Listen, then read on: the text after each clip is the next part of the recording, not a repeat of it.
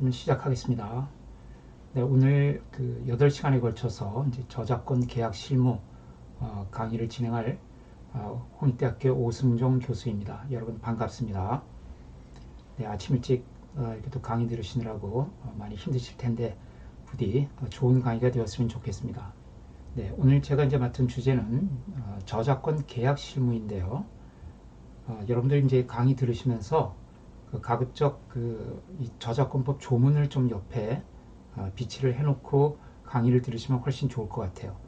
그 인터넷에서 국가법령정보센터에 가면은 이 저작권법 조문을 보실 수가 있으니까 뭐 핸드폰으로 띄워놓으시든 뭐 옆에 뭐 컴퓨터에 띄워놓으시든 조문을 같이 참조하면서 보시는 것이 훨씬 효율적이지 않을까 이렇게 생각이 듭니다.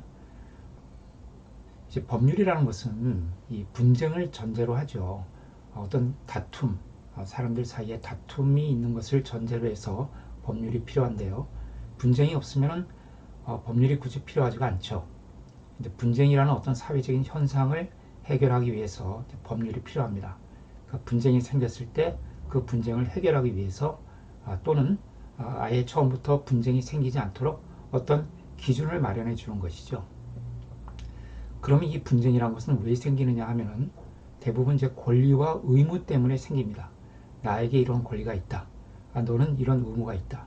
이 권리와 의무를 가지고서 다툼이 있기 때문에 분쟁이 생기는 것이죠. 이제 그것을 우리가 법률적인 분쟁이라고 하는데, 이 법률적인 분쟁에서 이제 문제가 되는 것이 바로 법률적인 권리와 의무.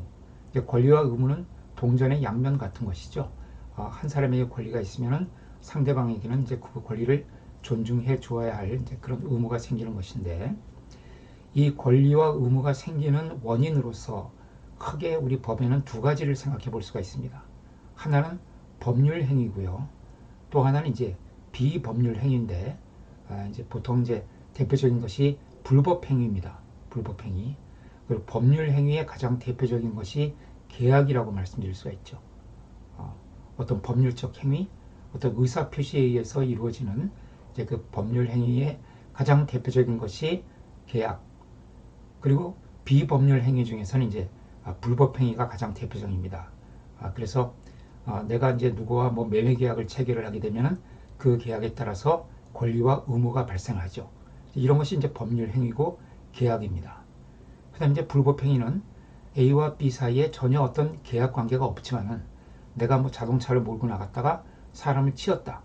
그런 어떤 행위로부터 권리와 의무가 손해배상 책임이라는 의무가 이제 발생을 하게 되죠.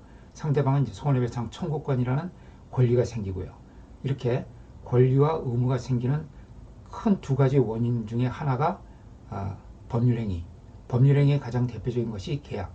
그리고 또 하나의 원인이 이제 비법률행위. 그것은 이제 그 중에 대표적인 것이 불법행위. 사실은 이제 대부분의 분쟁은 이 계약과 불법행위를 가지고 이제 보통 일어나게 되죠. 근데 오늘 이제 여러분들하고 이렇게 공부하게 될 내용은 계약과 관련된 것입니다. 계약과 관련해서. 근데 계약을 다루다 보면은 자연히 불법행위를 또 다루게 됩니다. 특히 저작권법에서는. 왜냐하면 그 계약을 위반했을 때 그것이 단순한 계약 위반의 책임뿐만 아니라 불법행위의 책임을 지게 되는 경우도 생기거든요. 그래서 이것은 이제 여러분들이 오늘 강의를 쭉 들어 나가시면은 이해를 다 하시게 될 것 같습니다. 그래서 여러분들 저작권법 조문을 옆에 참조를 하시죠. 저도 이렇게 조문을 지금 옆에 갖다 놨습니다. 이것을 보시면서 강의를 들으시면 될 것 같습니다. 자, 먼저 이제 저작권 양도와 이용 허락. 자, 이제 이 저작권을 갖고 있는 사람은 누가 저작권을 갖고 있냐 하면은 최초에는 저작자가 저작권을 갖습니다.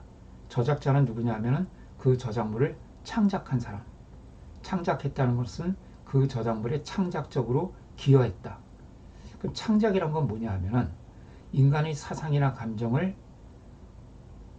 다른 사람의 표현을 베끼지 않고 나 스스로 누가 해도 같거나 비슷하게 되지 않을 그런 최소한도의 개성을 갖춘 표현으로서 이루어내는 것을 우리가 창작이라고 합니다. 뒤에 다시 한번 말씀을 드릴게요. 이것은 이제 창작성이라고 하는데, 창작성이란 것은 인간의 사상이나 감정을 표현을 하는데 남의 것을 베끼지 않고 누가 해도 같거나 비슷하게 되지 않을 최소한도의 개성을 갖춘 그런 표현으로 이루어내는 것을 우리가 창작이라고 하고, 그 창작을 한 사람을 저작자라고 이야기를 합니다. 그 저작자가 어떤 저작물을 창작을 하게 되면 그 저작물에 대한 모든 저작권은 그 저작자가 갖습니다. 저작자에게 최초로 귀속이 되죠. 그런데 이 저작권은 저작 인격권과 저작 재산권으로 나누어지거든요. 근데 저작 인격권은 양도할 수가 없지만은 저작 재산권은 양도할 수가 있습니다. 그래서 최초에는 이제 저작자가 저작권을 갖습니다만, 저작 재산권이죠. 여기 이제 저작권이라고 대표적으로 표시를 했습니다만, 정확하게 말하면 저작 재산권입니다. 저작 재산권은 다른 제3자에게 양도할 수가 있습니다. 그러면 그때부터는 저작자와 저작 재산권자가 달라지게 되겠죠. 이제 이것을 염두에 두시고요. 그래서 저작권은 저작 인격권과 저작 재산권으로 나누어지는데, 그 중에서 저작 재산권은 양도성이 있다. 네, 양도성.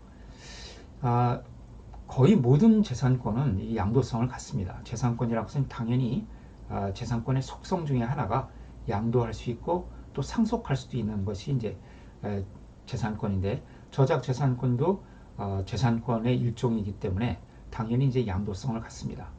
양도성이 없는 재산권이라고 한다면 아주 특별히 뭐 이제 그 연금 청구권 같은 것 중에 일부 이제 그런 것이 있습니다. 뭐 이제 연금 청구권 이런 것이 일부 양도성이 제한되는 그런 재산권이 있는데, 뭐 또 전부 제한되는 경우도 있고요. 또 일부가 제한되는 그런 경우도 있습니다만은, 하여튼 그러나 저작 재산권은 전적인 양도성을 갖고 있습니다. 그래서 저작 재산권은 내가 마음대로 양도할 수가 있는 것이죠. 저작권자가. 다만 압류가 가능하냐, 이 저작 재산권을 이제 우리가 이제 어떤 강제 집행을 하게 될 때 압류를 하죠. 그 압류가 가능하냐 하는 것은 이제 좀 저작 재산권에 좀 특수한 부분이 있는데요. 우리가 이제 그 저작권 중에 그 저작 인격권이 있고, 그 인격권 중에 하나로서 공표권이라는 것이 있습니다. 내가 어떤 작품을 창작을 했는데 이 작품을 공개할지 말지, 그러니까 공표할지 말지를 스스로 결정할 수 있는 권리인데, 그러니까 내가 창작을 했지만은 이것이 아직 다른 사람의 평가를 받기에는 좀 부끄럽다, 부족하다, 이렇게 생각해서 공표하지 않고 있는 저작물들이 있겠죠. 그것을 내 의사에 반해서 다른 사람이 함부로 공표하게 되면 그것이 공표권 침해가 되는데, 미공표 저작물, 내가 아직 공표하지 않고 있는 저작물을 그럼 압류할 수가 있느냐? 이것은 압류할 수가 없습니다. 왜냐하면 압류를 하게 되면 그것이 내 의사에 반해서 제3자에게 공표되는 결과를 초래하게 되죠. 그래서 저작물 중에서 아직 미공표된 상태의 저작물, 여기에 대한 저작 재산권은 압류할 수가 없다. 네. 인격권은 물론이고 저작 재산권조차도, 다른 저작 재산권은 모두 다 양도할 수도 있고 압류도 할 수 있고 강제 집행이 가능합니다만은, 미공표되어 있는 저작물, 여기에 대해서는 압류가 불가능하다.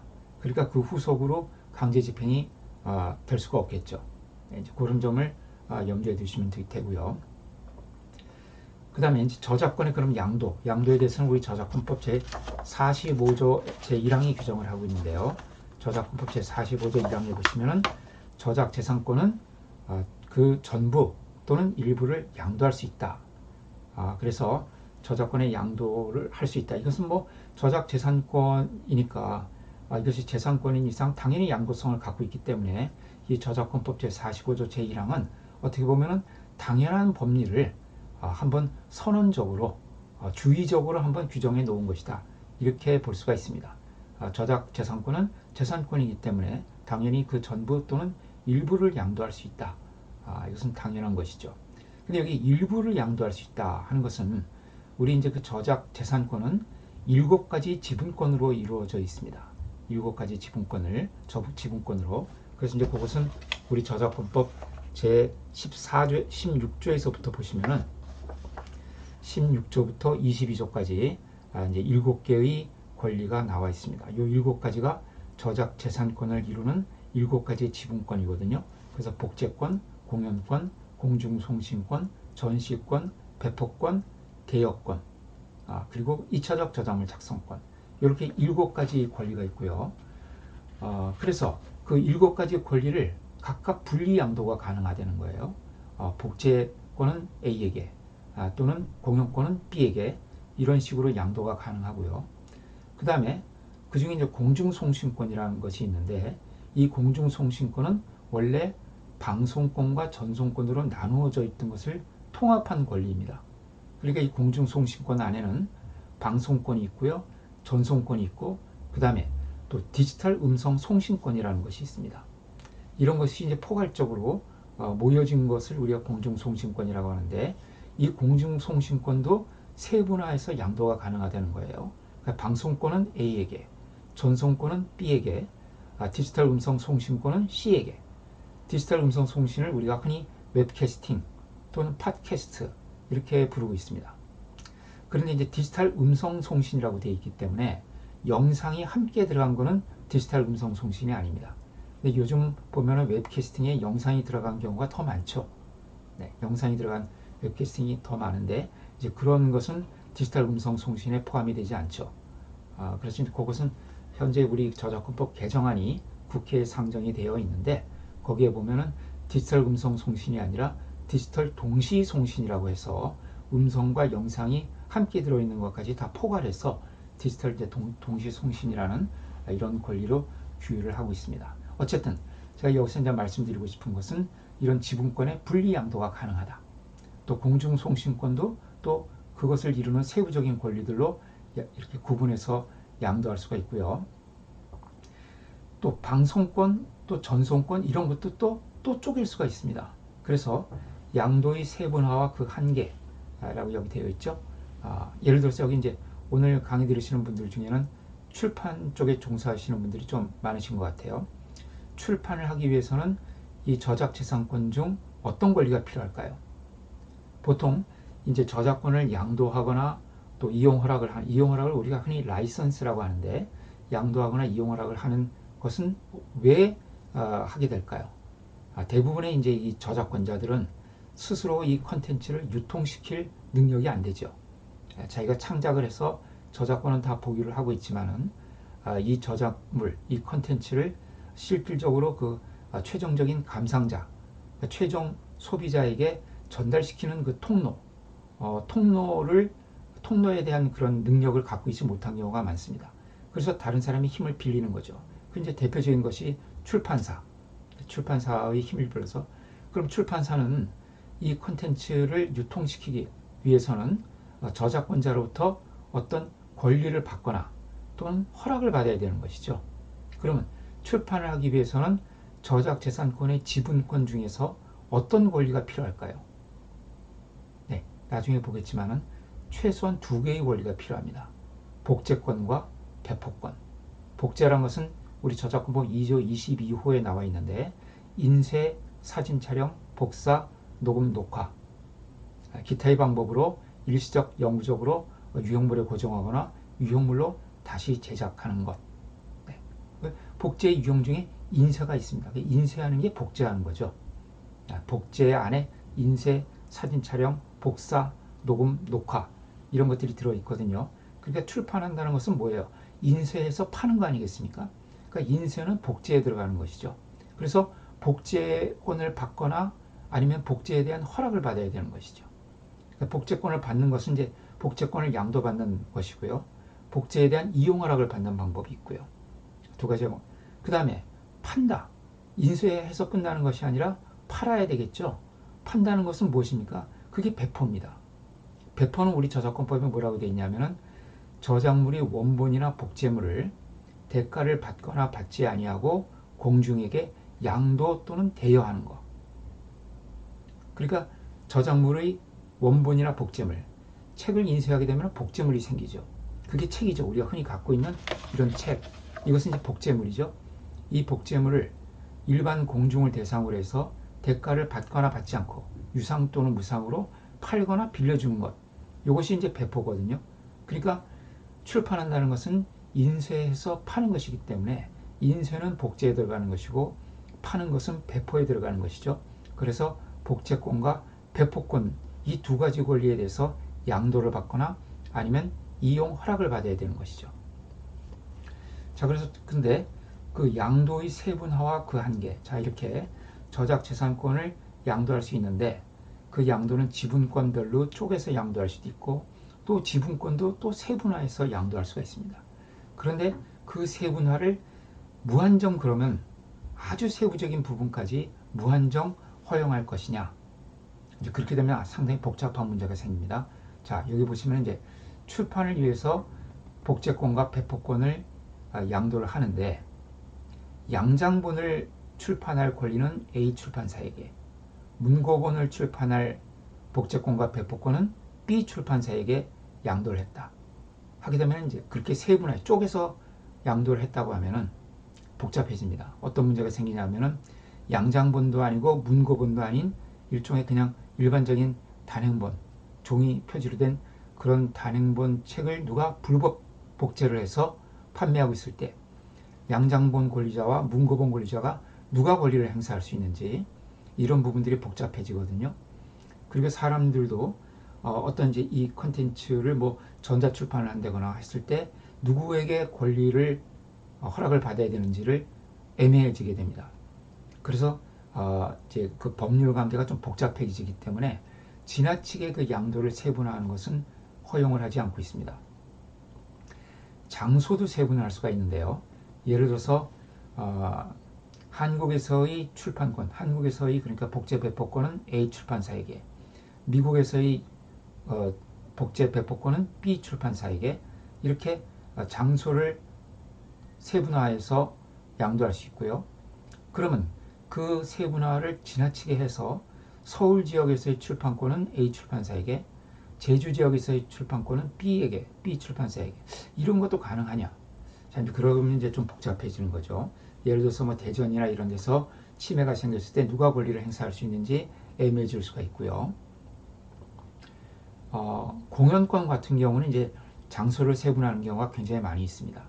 뭐 서울에서의 공연권은 A 기획사에게, 또 뭐 대전에서의 공연은 뭐 B 기획사에게 이런 식으로 나눌 수가 있고요. 근데 공연이란 것은 상당히 장소적으로 특정되는 개념이기 때문에 장소를 세분화해도 어느 정도 이제 그것이 가능한 부분이 있는데, 그래서 어느 정도까지 이 세분화해서 양도할 수 있느냐 하는 것은 그 개개의 저작물마다 조금 더 이제 상황에 따라 다를 수가 있다. 이렇게 말씀드릴 수가 있겠습니다. 어쨌든 그 저작재산권은 이렇게 그 지분권을 또 쪼개서 양도할 수도 있고, 그 다음에 장소적으로 구분해서 양도할 수도 있다. 자, 그 다음에 기한부 양도도 가능하냐? 3년 동안 내가 너한테 양도한다. 이런 계약도 종종 볼 수가 있습니다. 실제 그 2000년도 무렵에 가장 그 베스트셀러라고 했던, 그때 2000년도에 어떤 통계를 보니까요, 그 당시에 그 가장 많이 팔렸던 책 베스트셀러, 그 문예적 저작물 중에서, 문예 출판 중에서 가장 많이 팔린 것이 이제 그 두 개가 거의 뭐 공동 1위를 했었는데, 하나가 그 해리포터 시리즈였고요. 또 하나가 이제 그리스 로마 신화라는 그 만화책이 있었습니다. 여러분들 아시는지 모르겠는데 그리스 로마 신화 만화책 20권으로 된 책이었는데, 그 책이 이제 그 그리스 로마 신화가 이게 그 출판사와 이 저작자 사이에, 그 저작자 중에서 이제 그림 저작자, 이 만화를 그리신 분, 그 둘 사이에 분쟁이 생겨가지고 한동안 이제 소송을 했었는데요. 그 둘 사이의 계약을 보면은 그 3년 동안 양도하는 걸로 이렇게 돼 있더라고요. 저작권을. 자, 이제 이런 것이 기한부 양도인데, 사실은 기한부 양도라는 것은 우리 양도라는 개념하고는 잘 맞지 않습니다. 양도해버리면 그걸로 끝나는 것이지, 그것이 3년 후에는 다시 나에게 소유권이 돌아온다? 우리가 집을 팔고 살 때 3년 동안만 너한테 양도한다? 이런 케이스는 거의 없죠. 그런 경우를 우리가 환매라고 하는데요. 그 일정 기간이 지나면 환매해서 도로 내가 매매해오는 개념이지, 3년 동안만 양도되고 그 후에 자동적으로 소유권이 복귀한다? 이제 이런 경우는 우리가 참 상상하기가 좀 힘들어요. 뭐 없는 것은 아닙니다만은 있다고 한다면 이제 환매라는 그런 그 계약의 특수한 형태가 있는데, 그런데 이제 저작권 계약에서 그런 것이 종종 쓰이더라고요. 3년 동안만 출판을 하고 이것은 이제 권리자로서 출판하고 3년 후에 그 다음에 다시 또 내가 권리를 행사하겠다. 이런 이제 취지에서 이런 계약을 하는 것 같아요. 그런데 이제 이런 기한부 양도를 하게 되면 어떤 문제가 생기냐면요. 이제 3년의 기간 동안 3년 동안 이제 내가 어떤 B라는 출판사에게 이 내 복제권과 배포권을 양도를 해줬는데 이 출판사가 망했어요.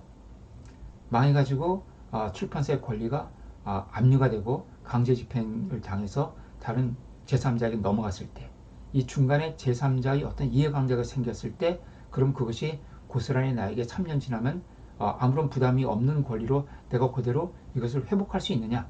사실 이런 문제가 또 생길 수가 있는 것이죠. 그래서 이제 기한부 양도는 사실은 상당히 복잡한 그런 법률 관계를 형성할 수가 있고 아주 까다로운 이제 문제가 생겨날 수 있기 때문에 현재 아직까지 제가 그런 사례가 실제로 생긴 경우를 보지는 못했습니다. 보지는 못했습니다만은 이제 이런 기한부 양도는 그런 소지가 있기 때문에 이것은 여러분들이 계약을 할 때, 저작권 계약을 할 때 기한부 양도의 경우는 이제 그런 점을 좀 신경을 써줄 필요가 있다 하는 점을 말씀을 드립니다. 그 다음에 아까 저작 재산권에는 7가지 권리가 있다고 했는데 마지막으로 2차적 저작물 작성권이라는 게 있다고 했죠. 2차적 저작물이라는 것은 어떤 원저작물을 기초로 해서 번역, 편곡, 변형, 각색, 영상 제작 이런 방법을 통해서 새로운 저작물을 만들어내는 것을 우리가 2차적 저작물 작성이라고 합니다. 그렇게 해서 만들어진 새로운 저작물을 2차적 저작물이라고 하고요. 예를 들어서 소설을 영화화하게 되면 그 영화는 그 소설에 대한 2차적 저작물이 되는 것이죠. 그런 이 저작 재산권을 양도할 때 우리가 흔히 계약서에 일체의 저작 재산권을 양도한다. 이렇게 이제 그 계약을 하거든요. 그런데 일체의 저작 재산권을 양도한다고 그 저작권 계약서에 써도 2차적 저작물 작성권은 양도가 되지 않습니다. 양도가 되지 않습니다. 이제 그것이 그 저작권법 제45조 2항에 나오는데요. 저작권법 제45조 2항에 보면은 저작 재산권의 전부를 양도하는 경우에 특약, 그러니까 특별한 약정이 없는 때에는 2차적 저작물 작성에서 이용할 권리는 포함되지 않은 것으로 추정한다. 그래서 계약서에 저작 재산권 전체를 양도한다 이렇게 써도 특별히 따로 2차적 저작물 작성권 포함하고 특별히 따로 기재를 해주지 않으면은 2차적 저작물 작성권은 넘어가지 않는다는 거예요. 이거 아주 중요합니다. 왜 이런 규정을 두고 있냐면은 창작자, 즉 저작자의 입장에서는요, 2차적 저작물 작성권을 양도해버리게 되면은 이것은 상당히 자기의 권리를 침해당할 소지가 굉장히 많습니다. 자기의 어떤 창작의 기회를 박탈되는 경우가 많이 있죠. 왜냐하면 이제 2차적 저작물이란 것은 어떤 원 저작물을 기초로 해서 새로운 저작물을 이제 만들어 나가는 것인데 대부분의 그 저작자들은 자기가 만들어 놓은 어떤 저작물이 하나 있으면은 그것을 기초로 해서 또 다른 저작물을 만들어내고 또 그것을 기초로 해서 다른 저작물을 만들어내고 이런 식으로 해서 이제 그 사업을 이루어 나가는 경우가 이제 상당히 많이 있는데 저작재산권을 양도한다는 계약을 그냥 덜컥 썼다가 거기에 그냥 저작재산권 아니 내가 이 컨텐츠에 대한 거는 다 넘길 거야 하고 넘겼는데 2차적 저작물 작성권까지 넘어가서 그것을 기초로 하는 모든 컨텐츠가 다 나는 작성을 할 수 없게 되고 그 다른 사람에게 그런 2차 저작물을 작성할 수 있는 권리가 다 넘어가게 된다면 이 최초의 창작자 입장에서는 창작의 기회를 상당히 박탈당하게 되는 이제 그런 결과를 초래하게 되겠죠. 그래서 이런 2차 저작물 작성권이 양도되기 위해서는 특별히 저작권 양도 계약서에 따로 별도의 명시를 해 줘야 된다는 것이죠. 이제 그것이 바로 2차적 저작물 작성권 양도의 특례인데 다만 프로그램 저작물의 경우에는 그렇지 않습니다. 프로그램 저작물의 경우에는 이런 그 특약이 없다 하더라도 이 컴퓨터 프로그램에 대한 저작 재산권 일체를 B에게 양도한다. 그러면은 2차 저작물 작성권까지 넘어가는 그런 결과가 된다 하는 점을 알아두시면 되겠습니다. 그 다음에 현재 내가 갖고 있는 저작권뿐만 아니라 장래에 발생할 저작권까지 양도가 가능하냐 하는 그런 부분이 있는데요. 이것도 가능합니다. 이제 이것이 어디에서 우리가 많이 볼 수 있냐면은 신탁관리단체가 이제 우리 음악 분야에 이제 많이 발달을 했는데요. 한국음악저작권협회, 또 한국음악실현자연합회, 또 한국음반산업협회, 이렇게 뭐 그 가수나 연주자, 또 음반 제작자, 또 작사 작곡자, 이런 사람들의 저작권이나 저작 인접권을 집중 관리해주는 신탁관리 단체들이 우리나라에 이제 있죠. 또 이제 출판 분야에서도 한국 뭐 복제 전송권 협회라든가, 그다음 문예학술 저작권 협회, 이런 데가 이제 신탁관리 단체로서 지정을 받아갖고 있는데, 다른 신탁관리 단체는 제가 뭐 잘 모르겠습니다만은, 이 특히 그 음악과 관련된 신탁관리 단체에서는요, 그 인별 신탁이라고 해가지고 어떤 그 구체적인 저작물, 그러니까 A라는 곡, B라는 곡, C라는 곡, 이렇게 개별적으로 그 신탁 관리를 하는 것이 아니라, 어떤 특정 A라는 작곡가의 과거 기존에 창작했던 모든 곡과 모든 음악과, 그 다음에 앞으로 향후 창작할 모든 곡, 이런 식으로 그 신탁 관리를 하거든요. 그러니까 A라는 작사가 또는 B라는 작곡가가 이 한국음악저작권협회에 회원으로 가입을 해서 자기의 음악 저작물을 신탁 관리한다 하게 되면은, 그러면은 이 작사 작곡가의 기존에 창작했던 곡에 대한 모든 저작권, 저작재산권이죠. 그리고 앞으로 창작할 모든 음악, 모든 작사 작곡에 대한 저작재산권은 전부 이 한국음악저작권협회에 신탁되는 것으로. 그러니까 작품별 신탁이 아니라 사람별 신탁이다. 네. 다만 신탁관리는 2차적 저작물 작성권은 신탁관리를 하지 않습니다.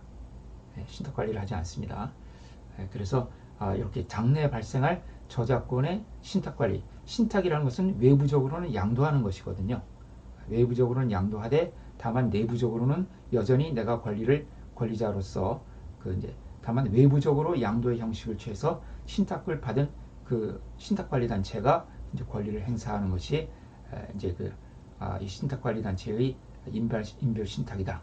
이렇게 알아주시면 되겠습니다.